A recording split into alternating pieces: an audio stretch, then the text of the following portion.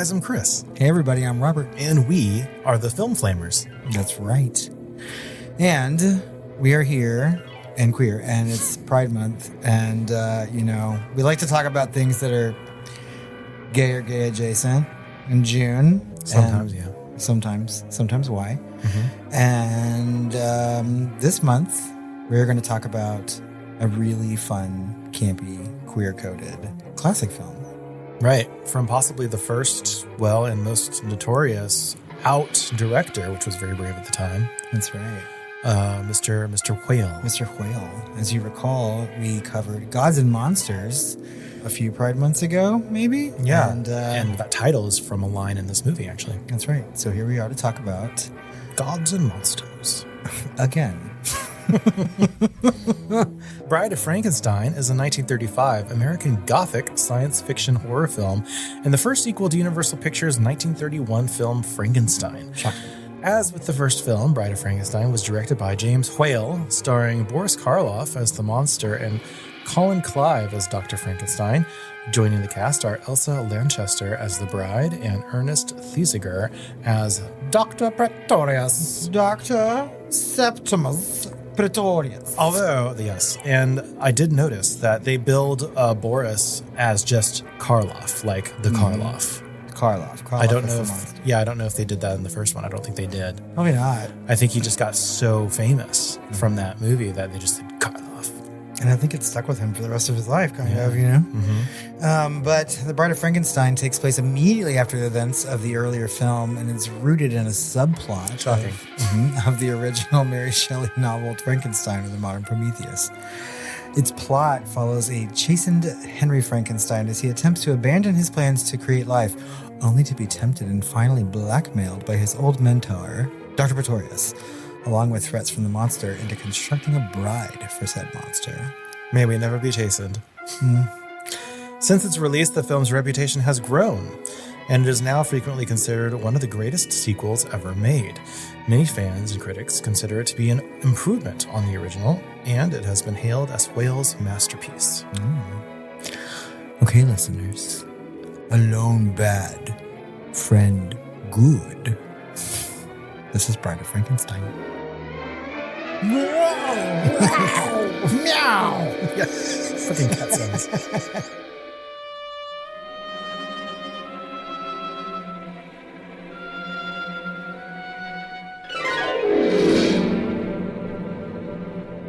On a dark and stormy night, in a castle, sits not a monster, but three members of the literati, two questionably hetero poets, Lord Byron and Percy Bicey Shelley, and Percy's beard, lady friend, Mary, played by Elsa Lanchester. Lord Byron prances about, lavishing gay praise on Mary's story about Frankenstein and his monster from the previous visit. He catches everyone up to speed on the happenings in the first film and, like any demanding queen, begs for more. Mary can't ignore two queens hanging on her every word, so she continues. Okay, Mary. Mary? The mill is still flaming as the angry mob waits around to see the charred corpse of Frankenstein's monster, played by Boris Karloff, while Frankenstein, played by Colin Clive, lies dead. The burgomaster... What is a fucking burgomaster? I think he's like the chief of police. The burgomaster, whatever that is, has had quite enough of this revelry and sends the mob and the corpse of Frankenstein to their home. The parents of the drowned girl remain behind to see the charred monster's corpse. But he's actually alive! Alive!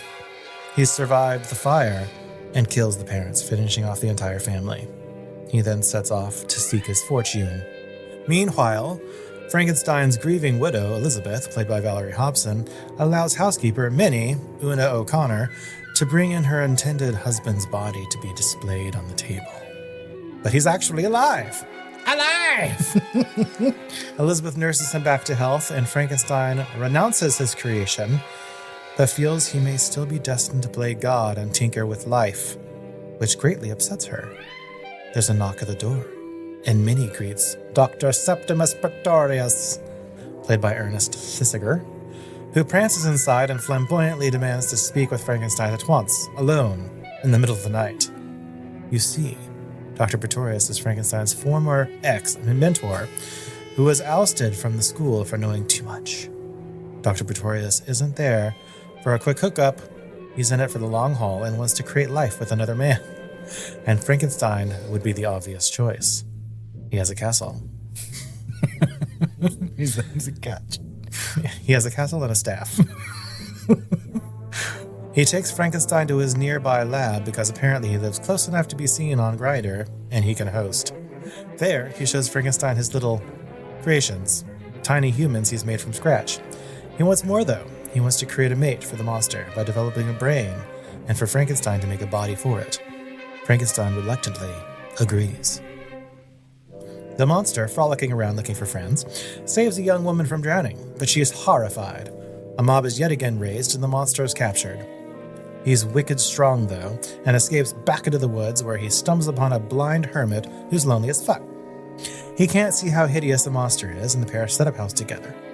The hermit gets the monster drunk and teaches him to speak and smoke. Two lost hunters stop for directions and interrupt the young couple. They lead the blind man away as the monster accidentally burns down the house. Taking refuge in a crypt from yet another angry mob, the monster encounters Dr. Pretorius having a little corpse party. The monster joins him and learns of his upcoming mate. They get a little drunk and decide they're made for each other. Frankenstein and Elizabeth are finally married when Pretorius pays them a visit. He's got his new bestie, the monster, with him too. But Frankenstein will have none of this queer tomfoolery. He demands the monster leave, who snatches Elizabeth. Pretorius ensures her safe return once Frankenstein makes life with him. Frankenstein has no choice, but once they are started, remembers how much he likes this shit, and really starts to get into it. The bride's body is created and bandaged. As a storm rages outside, the two men harness the flaming power of electricity with kites to bring her to life, nary an eel to be found.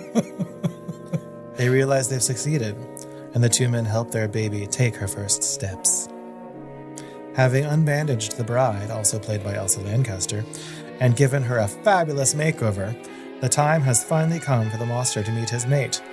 He comes in and uses his best growly pickup lines, but the bride, obviously awaiting her introductory Home Depot gift card, is having none of this guy. She screams and hisses, making the monster feel rejected and really pissed. Honestly, same girl. Elizabeth escapes somehow and shows up, begging Frankenstein to leave with her. He's like, "But Pretorius said our baby." The monster shouts at him to live his hetero life, but tells Pretorius that he's too gay to live. The monster pulls the nearest phallus-like lever, starting the lab equipment. The monster sheds a tear as his bride gives one final hiss, and the tower comes crumbling down around, killing the lot of them and their unholy existences under the large stone phallus. The end. Quick, to Penis Castle. We'd totally rent that. Where are you summering? Penis Castle.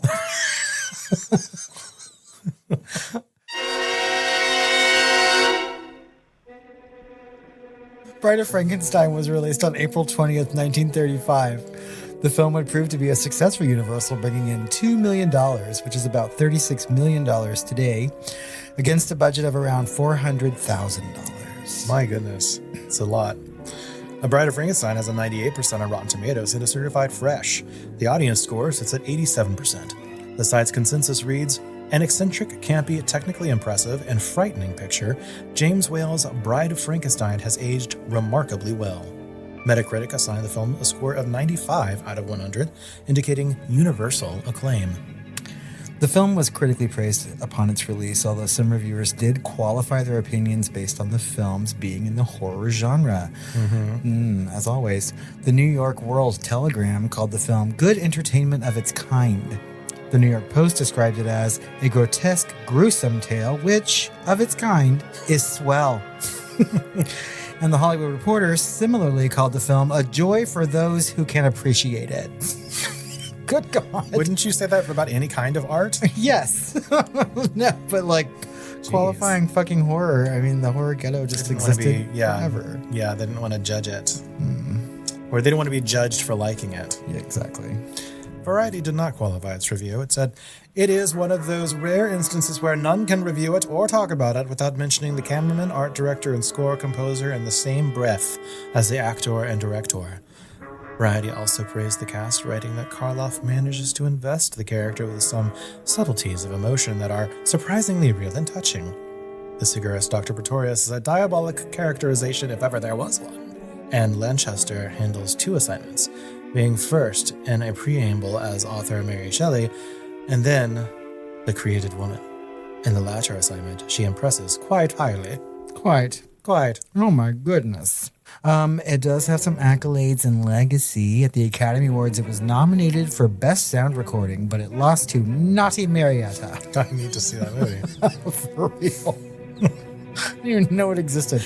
I just like to look up to see what it loses to, and if it's like nothing, I'm like, I'm not going to put it in there. Naughty Marietta. Like, how would I not list a movie called Naughty Marietta? Which one of these 2 films stood the test of time, I ask you? The film's reputation has persisted and grown in the decades since its release, and in 1998, the film was added to the United States National Film Registry as having been deemed culturally, historically, or aesthetically significant. This is like the 100th movie that we've covered that has done so. Frequently identified as James Whale's masterpiece, the film is lauded as the finest of all Gothic horror movies. Time rated Bride of Frankenstein in its all-time 100 movies, in which critics Richard Corliss and Richard Schickel overruled the magazine's original review to declare the film one of the rare sequels that is infinitely superior to its source. I would agree that it's infinitely superior to the original Frankenstein as well. Roger Ebert of the Chicago Sun-Times added Bride of Frankenstein to his list of the great movies in 1999. He described it as the best of the Frankenstein movies, a sly, subversive work that smuggled shocking material past the censors by disguising it in the trappings of horror. Some movies age, others ripen. Ebert also added how Lanchester's character provided one of the immortal images of the cinema with lightning-like streaks of silver in her weirdly towering hair. Okay. Yes. Sure. This cast, Karloff, obviously iconic as the monster. Yeah. If not even more in this one. I love some of the shots that they do. It's like cinematography-wise, photographically-wise, it's quite good. Yeah, I would say that this movie is shot really, They know really how well. to light. Will knows how to light things. I mean, he's a queer.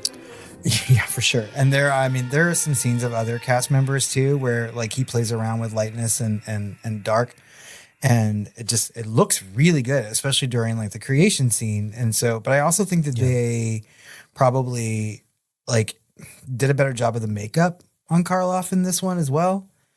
I mean, in my opinion, and he was just able to act a lot more. But yeah, I think everything's better this time around. yeah, well, he probably had more money. Like I want to say the whole middle part of this movie is basically just a remake of the original Frankenstein. I mean, it's similar, I guess. I mean, there's only so many things When he's out in the wilderness and terrorizing the countryside. Yeah, I mean, yes, he's always out looking for a friend, you know, and then like never finding one. But Colin Clive as Baron Henry Frankenstein returning. No one can really beat his declarations of something being alive. No, for sure. Valerie Hobson as Elizabeth Frankenstein. I just don't know. This was played by Mae Clark originally, and I just don't know that her portrayal is super memorable, certainly compared to some of the others in this cast, like Ernest Thesiger as Dr. Pretorius, who my God, just chewing up all of the scenery. all of it. Drink. That's one of the things, y'all. Yeah. Yes, he is for me the reason to watch this movie. You know, I think one of them. You know, out of all the entire cast, I think that he's just super fucking campy and fun, and he really gets into his role and like kind of relishes in it. And He almost reminds me of like an early prototype of like one of those big Hammer actors that was also in Star Wars, Peter Cushing. yeah, he's very Peter Cushing. He's like the gayest version of Peter Cushing you could imagine. He's super fucking queer in this movie. And I mean, I think that's one of the biggest things that people talk about when they talk about being queer coded. But like, he's just fun to watch and plays just a really remarkable gay kind of villain. And I mean, I just love it. Another actress that really struck home for me, even though she has much more limited screen time, only at the very beginning and end, her roles kind of bookend the film, is Elsa Lanchester. Yes. Right, as the monster's mate and as Mary Wollstonecraft. Shelley. Mary Wollstonecraft Shelley. So the authoress. And I mean, I think that she's strikingly beautiful. And like, I don't know, she's just as great in both of these moments. And she's just not in it very, very much. She kind of reminds me of Alyssa Milano. Yeah, you did say that last night. And I could see it. Yeah. So, she's really good and super iconic. You know, the Bride of Frankenstein is very memorable and people just know it, right? And we talk about that on the podcast a lot, to where like sometimes horror or film in general, you know, has reached this iconic point where people who have never even seen the movie immediately know what it looks like, right? Mm-hmm. And this is just one of those moments. So we've also got Gavin Gordon as Lord Byron, Douglas Walton as Percy Bysshe Shelley, Shelley, and then Una O'Connor as Minnie, who is the other, just like she is the Muppet. Yes. She's so silly and funny. Muppetry. Drink. I will. But obviously, like, I really thought they were just like, you know, totally doing the Funhouse mirror on her for Young Frankenstein. No. Like, I want to say they're basically the same character. Yep. In both movies. Like, she is a parody of herself in this movie. So she's like the housekeeper, right? And so, I mean, she is just like the most Cockney, British, kind of accented, excitable, Muppet. Yeah. And screaming with her hands in the air, and then all of a sudden having a serious conversation, and then screaming with her hands in the air. Just a Muppet. And it's just funny. She's a really funny character and seemingly kind of out of place for this movie, but it all works just because this movie is kind of like campy and funny at its core anyway. I feel like a lot of things are out of place in this movie. I feel like Frankenstein is out of place in this movie. I feel like everything is out of place. Certainly that, you know, that character of, I feel like it's Dr. Pretorius that really just pulls everything together to mesh, because he is the connective tissue between Frankenstein and his past and the future with the Bride of Frankenstein and the Frankenstein's monster. And then also kind of with some of the other weird shit that's going on in this movie. And so it's just like, that's the glue that kind of makes everything work, is like this over the top, kind of, well, earnest portrayal of Dr. Pretorius. Do you want to get into the movie a little bit? Yeah, there's a lot of historical context here. Like, I want to say that the original Frankenstein came out pre-code. Yep. And this came out post-code. Yeah. Just in the 5-year span, right?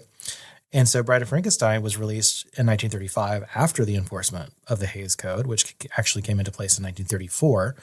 And the original Frankenstein, I think, 1931? Yep. Which cracked down on immoral, quote-unquote immoral content in Hollywood films. So despite this, the movie snuck in quite a bit of subversive content, like coded queerness, necromantic imagery, religious satire, through clever direction and performance and writing. So the original has pre-code and had blasphemy. So Frankenstein contains the now infamous line, "Now I know what it feels like to be God," which horrified religious groups at the time. So it was censored in some re-releases, but it made the original cut, right? And so also had graphic death and violence, like the scene where the monster kills the little girl Maria by drowning her was originally longer and more disturbing. Parts were trimmed later, and you can see a brain being stolen, organs being handled, and the monster being graphically burned. Yep. That is not in the second one. Sexuality subtext. There is no overt sexuality, but the lack of restriction allowed for a general tone of moral looseness. So like mad scientists playing God, people dying as a result of unorthodox ambition without moral hand-wringing. And this is true. I mean, the thing is that I feel like this movie, as we've already talked about, you know, with some of the reviews and whatnot, found its way around this code a little bit. And they were able to be really, really clever about the things that they were doing so that Whale could say everything that he wanted to say in this movie, cast the people he wanted to cast, and sort of like have the characters that he made. It almost like challenged them to do that. Yeah. You know? And so it's like we got actually more interesting kind of movies immediately after the Hays Code versus after I think it got more crystallized to be more conservative in those movies coming out in the 40s and 50s. Mm-hmm. So how did the Hays Code affect the sequel then? Right. So explicit blasphemy had to be cut, but we still got like a nod to gods and monsters, right? Even though it was ambiguous. So while Bride is often considered as gay horror classic, it gets there mostly through subtext in camp. Pretorius had to be flamboyant, but not explicitly gay. We'll use theatricality, mannerisms, and costuming to get the message across without saying anything outright, which would have been banned under the code. And also moral justice had to be enforced. People don't think it's just things that take it out. There's also some additive stuff, not just subtractive, right? And so the monster had to die. Universal flirted with endings where he and Pretorius survived or escaped, but censors demand punishment, right? Any character engaged in, quote, unnatural or, quote, immoral behavior had to be punished. That's why Frankenstein lives, because he repents, and Pretorius dies. He doesn't. And I think they got around some of these things, especially the religious aspects of it, because they have so many characters flat out saying to Frankenstein how wrong he was, from the first film, including Elizabeth. And he had to die at the first film. That's right. That was pre-K's code, but I mean, that's just, the way the movie ended. And then, for a sequel to happen, both of those characters had to be alive. But at every turn, people know what Frankenstein did in that first movie, in this sequel. And they're saying, no, you're wrong. You can't play God. It's wrong to do that. And, as we mentioned in the synopsis, originally he's like, no, it's wrong for me to do that. But maybe, just maybe. And immediately his bride is like, no, you cannot do this ever again, kind of thing. Mm-hmm. Also, sequel culture didn't exist yet. Right. Universal's Frankenstein was such a hit that it essentially invented the concept of prestige horror sequel. But audience and critics were skeptical. Sequels were seen as cash grabs even back then. And as rare as they were, and I think that we touched upon this a little bit when we were talking about Dracula way back in October of last year, because we went through the Universal back catalog a little bit and sort of talked about the history of those movies. And this is what, after Bride of Frankenstein, Universal cashed the fuck in on the idea of a sequel. And then they just had so many movies and mashups of movies. So Bride of Frankenstein really owes Universal Pictures something, right? Yeah. Or vice versa. Also, we had the Great Depression. So with the country still in the grip of economic despair, audiences flocked to horror as a form of cathartic escapism, which we've talked about on the pod many times with the collective unconscious of the time and things like that. So monsters were in some ways surrogates for outsiders and the downtrodden, especially when you consider post-World War I trauma. Themes of bodily reconstruction, medical experimentation, alienation resonated with audiences still haunted by World War I injuries and disfigurement. Frankenstein's creature becomes a stand-in for the broken, both physically and socially. That's right. Sort of outcasted, yes. Searching for connection. And Frankenstein will always be that, not just queer, but they really bring it home for queer this time. They really do. And I mean, Whale obviously wanted to say something like that. I mean, and this isn't the first kind of queer-coded film that Whale had made, think The Old Dark House in some kind of a way. But this is really his most overt when it comes to which to me is my favorite James Whale movie, actually, so far. The Old Dark House? Mm-hmm. It's really good. I really like Bride of Frankenstein just a lot. But, just because of my own gay sensibilities. But,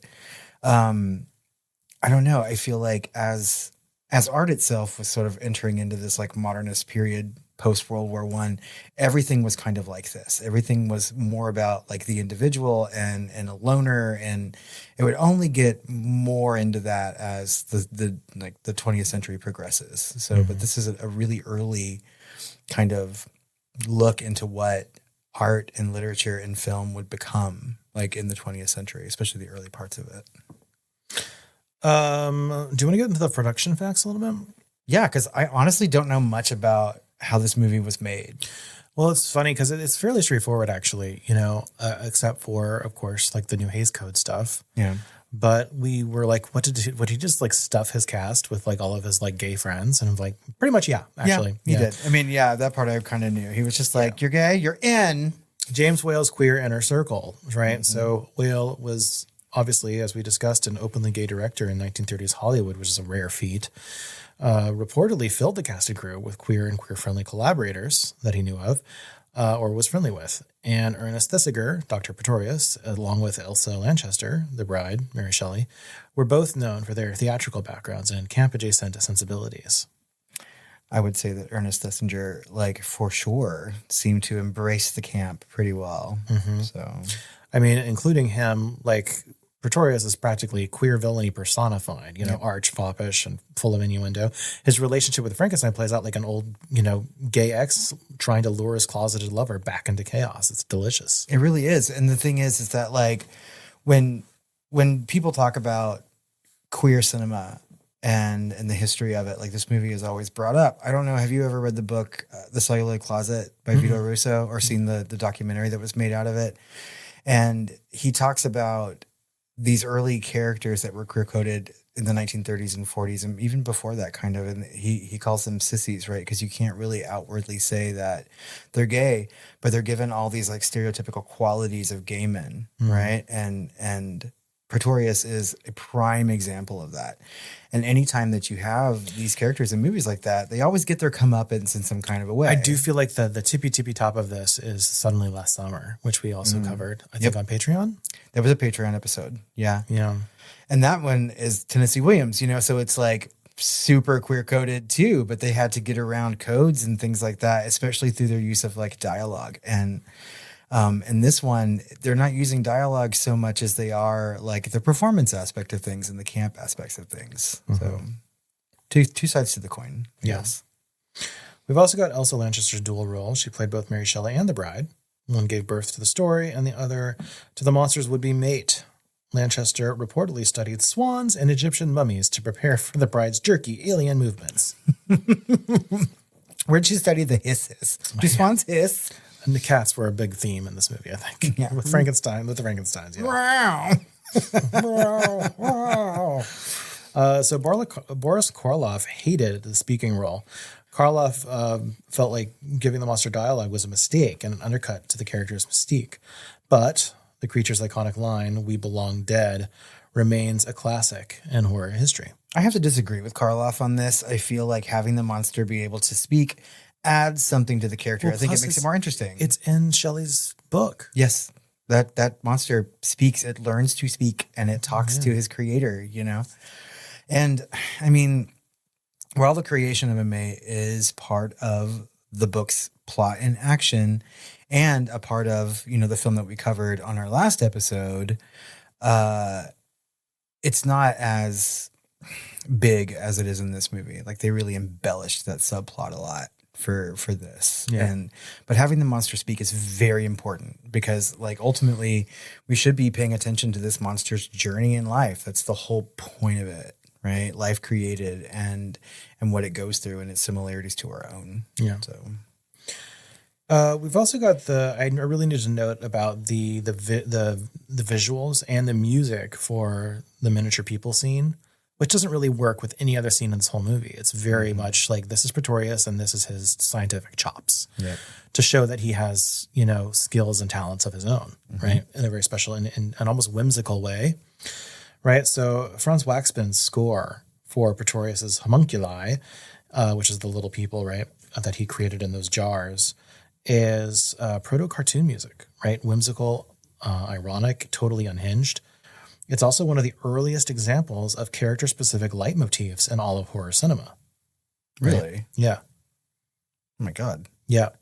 And there's another one later on, but I'll mention that later. But it's one of those first, like, just themes for people. And also later on, I think very, very proto, right? Because it's trying to do almost too much. And at times it almost starts to sound like I Love Lucy or something, like Ricardo is like giving us something a little extra in those gay adjacent scenes, but it almost gets a little too cartoony during scenes that are supposed to be more somber and horrific, even for this movie.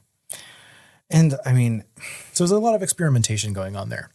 There really is. And I feel like there's still a lot of experimentation going on in this period of cinema. Like, people are still playing with sound and playing with things that they weren't able to do, previously in film. Recording, like, the sound in this movie is great. It's mono. I mean, some people's like, sell it as stereo, but it's really just mono, single track, and like they get away with a track that's actually very high quality, even by today's standards, for dialogue and sound effects and things like that. But also, I have to say, it's also, and to this day, an amazing and rather seamless feat of visual effects, because he's picking up these characters with like tweezers and stuff, and it's all like in camera somehow. They didn't have like that kind of like rotoscoping and cutouts and stuff like they did later on even in like the 50s and 60s and stuff. This is like mid 30s, and this is almost seamless, even by today's standards. It's like really, really well done. It looks great. Like today. I mean, and the thing is that the scene in that movie always stands out to me. It's not something that you forget, mostly because it really seems kind of out of place in the story. Yeah. Like, here's the king, here's the queen, here's the ballet dancer or whatever. I mean, it really is just an excuse for Whale to say like, look what you can do with film, y'all, like do things like this. And it's really neat from that. Yeah. Like I would never, ever cut this from the movie because it doesn't really forward the plot any, but it's a really neat to watch this and then remind yourself like this is fucking 1935. It kind of annoyed me that there's not more like, science fiction that he didn't try to do after that. And I would say that like the creation scenes in this movie kind of pale in comparison to the original, right? And I think it just seems a lot more scientific and science fiction and just kind of neat looking when Karloff's monster is created from the original as opposed to the Bride in this one. But everything looks very similar and very nostalgic to that particular movie, right? They're using kind of the same equipment and stuff. But like if you're thinking about special effects and makeup effects and everything from this film, that homunculi, is that how you say it? Homunculi.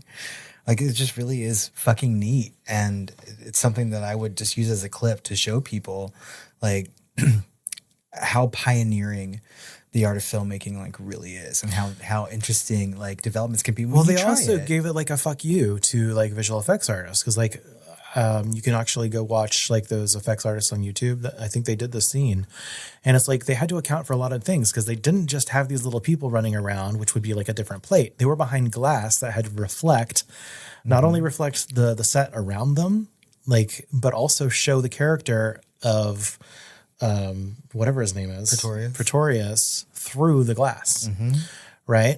And to this day, a lot of people just can't figure out how they did it, And that's fucking neat. I love it.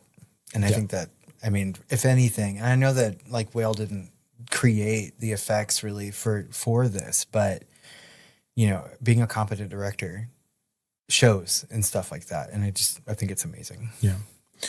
Let's get into some of the queer themes. I mean, obviously we've been dancing around it. We've been flitting about. We've been flitting about the queer themes. Right. And so let's prance over to the queer themes and representation discussion and talk about Pretorius. Obviously, he's the queer catalyst. So Dr. Pretorius literally lures Frankenstein away from his heterosexual duties, marriage, into unnatural creation. He's more than a mad scientist. He's the queer He's the queer tempter archetype, flamboyant and persuasive, offering a kind of perverse family structure with the monster. He really is. And I mean, there's something to be said about two men trying to create life together, right? I think when people use a gender studies or a queer studies view of this particular movie, that's the takeaway, is that like one man went to another man and said, let's create life together, right? In this really kind of unnatural way. Come with me. You get to do everything you wanted to do. Yep. Secretly, right? Let's go play God together. Let's go play with each other. And create a family. And it's like they're combining the best of each other, right? So it's like we're not exactly taking our own DNA, but we're taking the innate good qualities of ourselves to create this life. Like, hey, I can make a brain, and you can make a body and make it work, So like with our powers combined, we make a baby. I feel like, Pretorius really didn't need, like he just needs to make the same people he made before, just, bigger. Yeah. Work on the size. But he like generally wants to do this with Frankenstein. And you're right. I mean, like he literally goes on, Frankenstein's finally gets married, and he's like, oh, by the way, we're taking your wife away and you're going to make a baby with me. Yeah.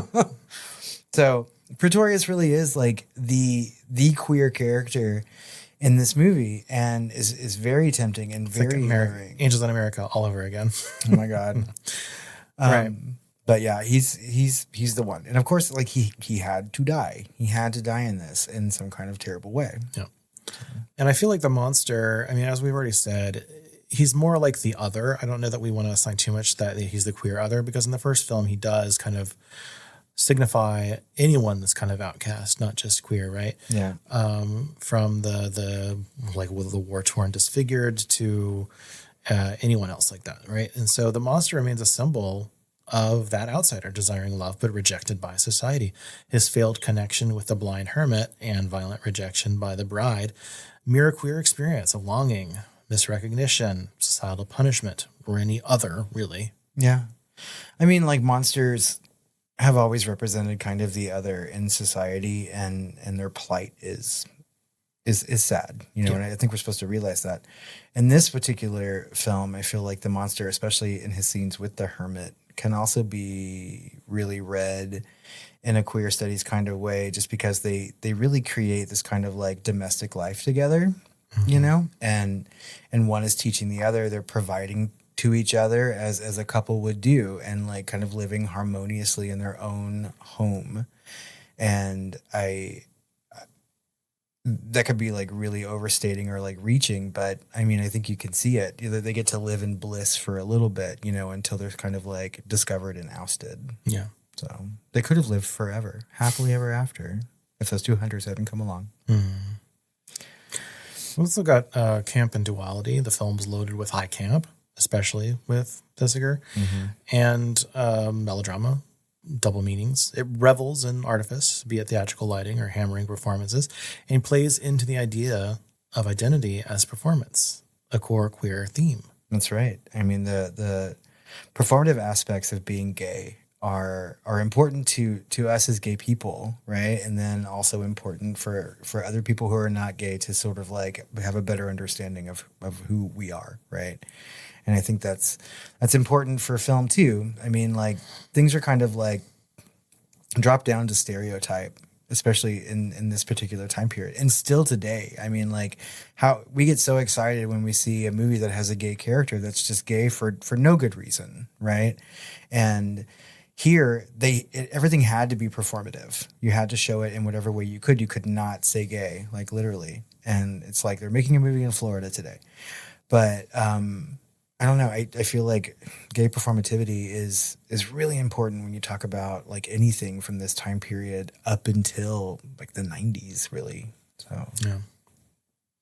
Lastly, Lanchester's bride as queer icon. Although she's barely on screen for 5 minutes, the bride's look, the towering hair, the white gown, electric defiance, has become enduring queer imagery. She's a drag queen's dream, made, not born.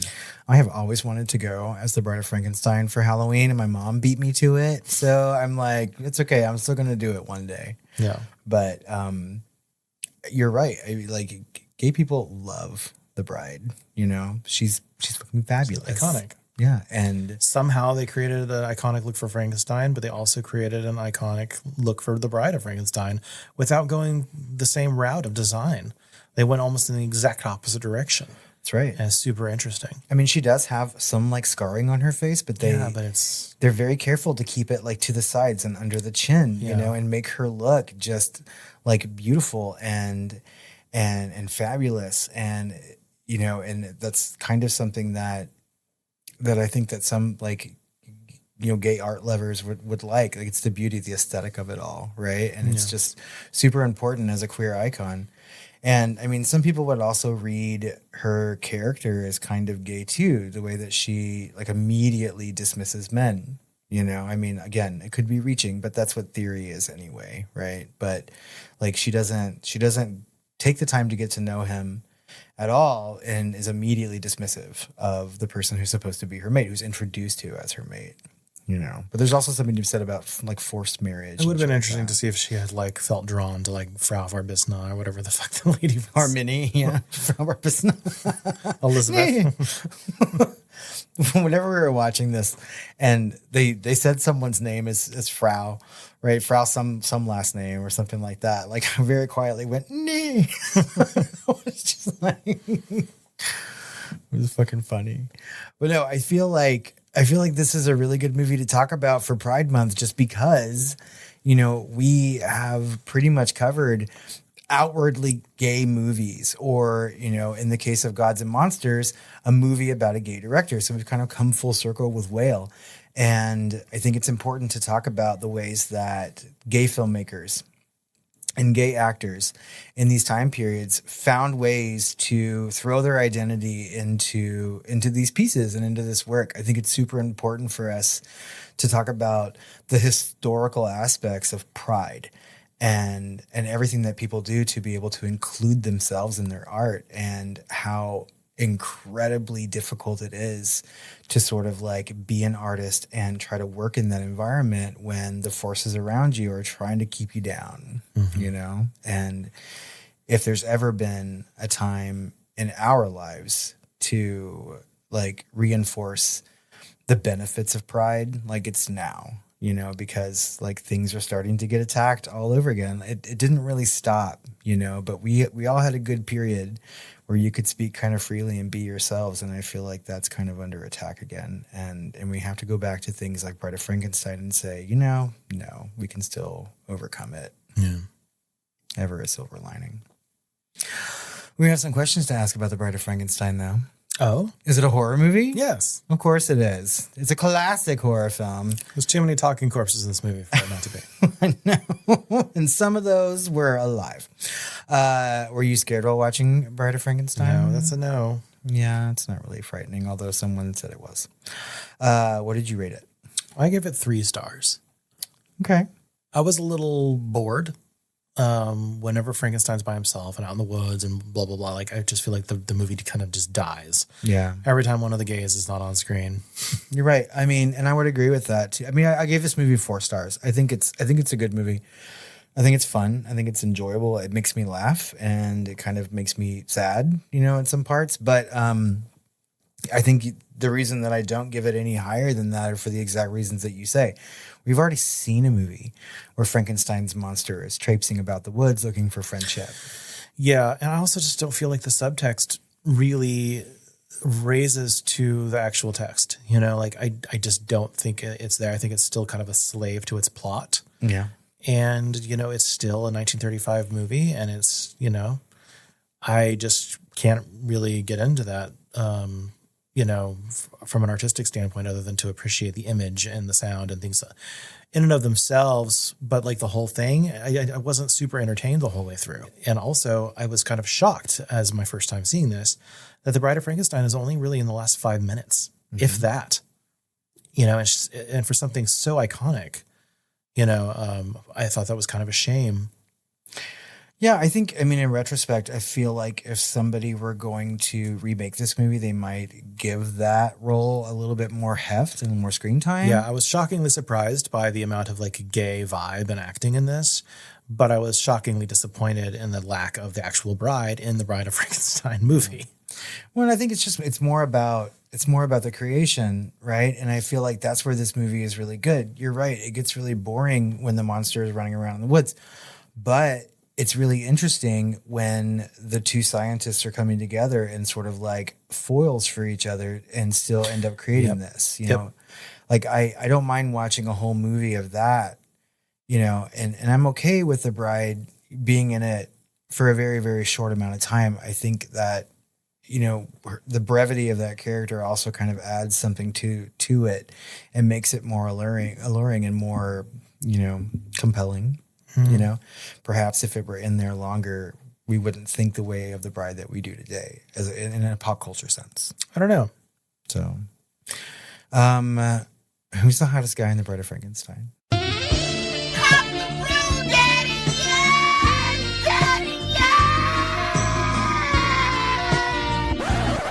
I feel like that's got to be maybe Gavin Gordon as Lord Byron in the beginning. Yeah, I mean, he's kind of foppish, right? I think that Colin Clive is not hideous. Yeah, as Dr. Frankenstein. Sure. Yeah. So, but Slim Pickens, really. Yeah. Do you have any fun facts for me? Every time we say Slim Pickens, it reminds me of that one. Who was the actor that was in Thanksgiving? Slim Pickens. Was that really Slim Pickens? Yeah, I think that was. And like General Asshole or something like General Bastard. General Bastard.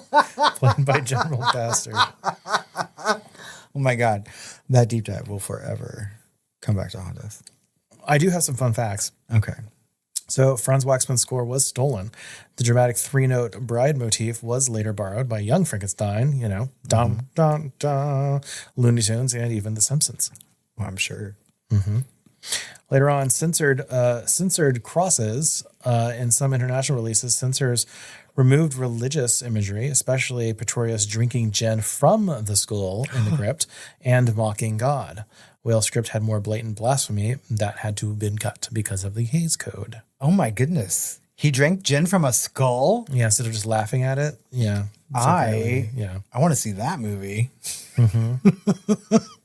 So the bride was modeled after Nefertiti. Mm-hmm. So Elsa Lanchester's hairstyle was inspired by ancient Egyptian iconography, specifically the bust of Nefertiti, which I actually made a copy of back in, I think, like 7th grade. Yeah. Paper mache. So it had an odd kind of regal divinity to her creation.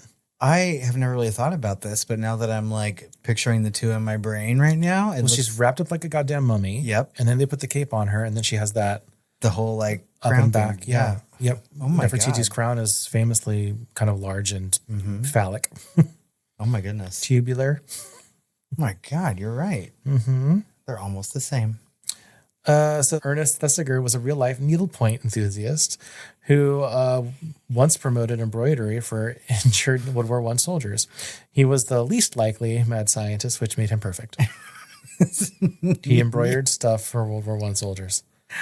I don't understand. Doilies. Use your doily. I made this for you. Everything's going to be better now. Dry your tears with this hand-stitched doily. My God.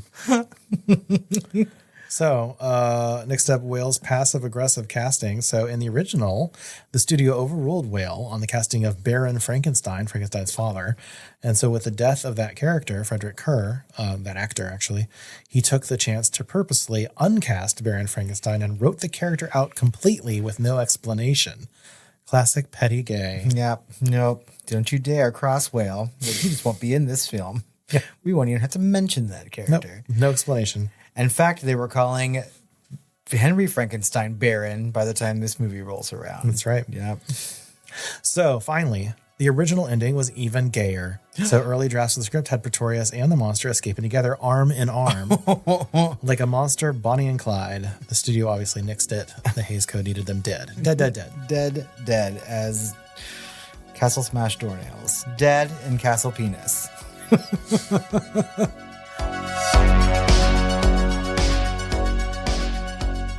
I think that wraps up our conversation about The Bride of Frankenstein. As always, we'd like to know what you think about this movie and our conversation about it. Go look for us on social media at The Film Flamers, on Blue Sky, on Threads, on Instagram, on Facebook, on all the places. You can also email us at tiredqueens@filmflamers.com or call our hotline at 972-666-7733.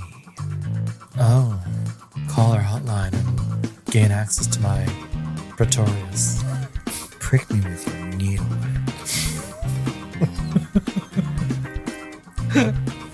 Embroider your comments upon my soul.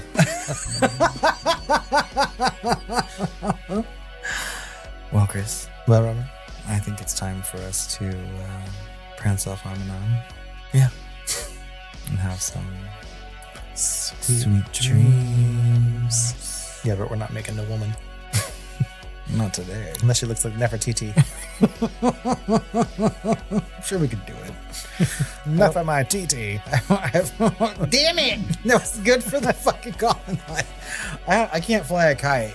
So, I mean, we're not creating life today. I guess you're not that gay. No needlework and no kite flying.